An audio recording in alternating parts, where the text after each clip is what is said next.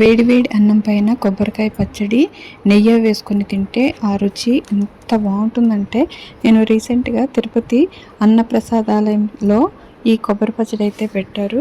చిన్నప్పుడు అమ్మ చేసే ఈ కొబ్బరి పచ్చడి గుర్తొచ్చింది. వెంటనే తినాలనిపించింది. అమ్మ చేసే కొబ్బరి పచ్చడి చాలా బాగుండేది. అమ్మ కొబ్బరి కోరి దాన్ని రాతి రోల్లో రుబ్బి చేసేవారు. మిక్సీలో వేస్తే టేస్ట్ అయితే వేరేగా ఉంటుంది, కానీ నా దగ్గర రుబ్బరోలు అయితే లేదు.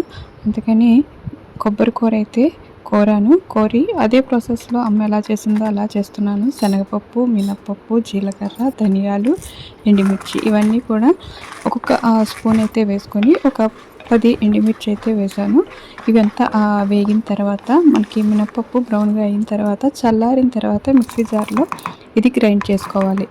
ఇది మెత్తగా కాకుండా కొద్దిగా బరకగా గ్రైండ్ చేసుకోవాలి. దీంట్లోకి కొద్దిగా చింతపండు నేను చూపించినంత వేసుకోవాలి. ఒక టీ స్పూను సాల్ట్ వేసుకొని మనం కోరుకున్న కొబ్బరి కూర అంతా మిక్సీ జార్లో వేసుకొని మెత్తగా రుబ్బుకోవాలి. దీంట్లోకి వాటర్ ఏం యాడ్ చేయక్కర్లేదు.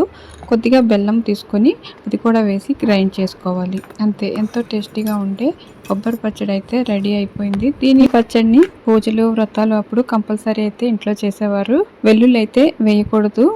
నార్మల్గా మనం తినడానికి అయితే వెల్లుల్లి అయితే యాడ్ చేసుకోవచ్చు. వెల్లుల్లి వేయడం వల్ల టేస్ట్ అయితే చాలా బాగుంటుంది.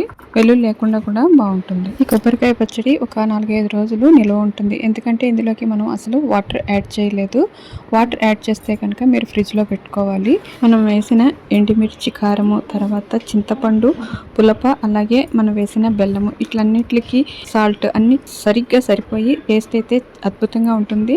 నచ్చితే లైక్ చేసి షేర్ చేయండి. అలాగే మీరు కూడా తప్పకుండా ట్రై చేయండి. మళ్ళీ కొత్త రెసిపీతో కలుద్దాం.